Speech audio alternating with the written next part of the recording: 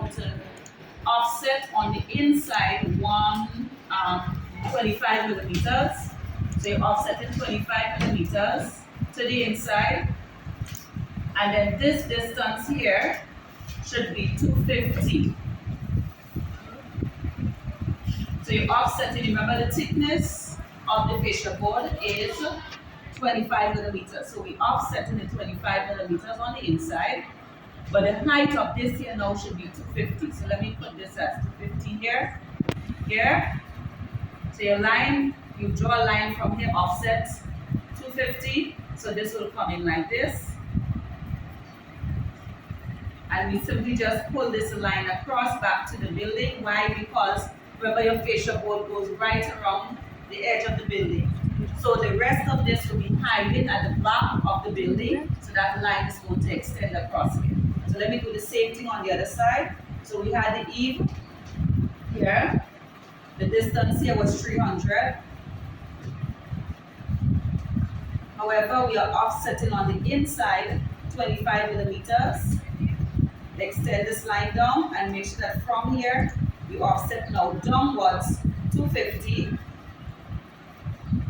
and then you bring this back to the building. Right, and you trim off now the line between here.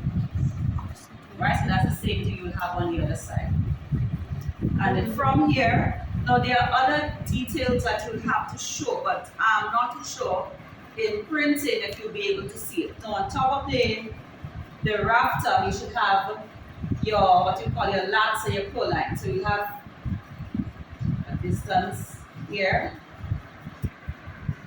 I think we'll do this in, we do the detailed drawings of this because this will be very small, so you may not see all of the information here. You should have board in here, board in here, board in here, and then you have your corrugated metal sheeting at the top. So you should have all of this here, but I don't think the drawing will, when you print, you may not see it, so it doesn't make sense, right?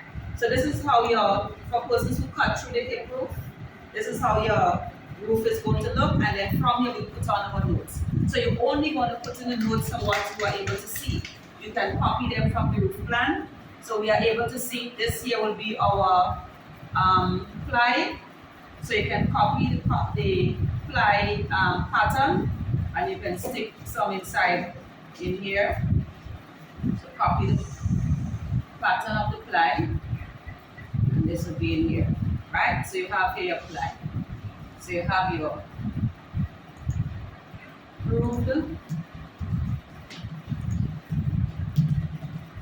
plywood.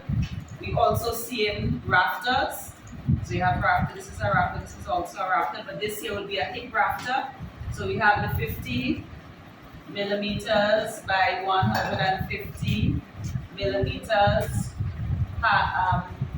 hip rafter here. This here is also rafters here, but these will be different types of rafters. So we can simply say the common rafter, we're not sure, depending on where you cut through, it may be common, right? So you have another name here. If this one was common rafter, the same 50 millimeters by 50 millimeters common rafter. What else we seeing? Here we are seeing the fascia board. So, and you only put in the notes from what you are able to see. Try to align all of your notes so that how you do the roof plan, you put on the notes of the roof plan, do the same thing here for the sectional elevation. So you have the fascia board, so that is 25 millimeters by 250 millimeters fascia board. Right, fascia board. This here is a ring beam, so we also need to put in the ring beam. So the ring beam is 150 millimeters by, so now I'll write all since it's the first time you're getting this, by 300 millimeters because we offset down 300 millimeters. RC means reinforced concrete ring beam. so you're in B.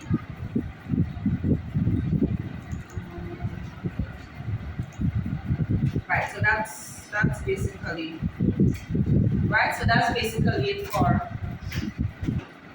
this.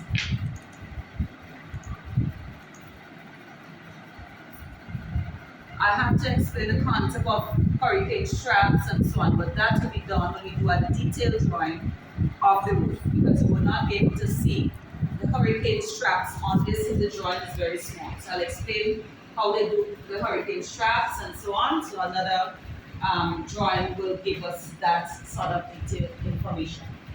Right, so the persons who cut through, yeah, somebody was saying something? Right, so for the persons who cut through the gable roof, you will have here your rafters, you have less of the load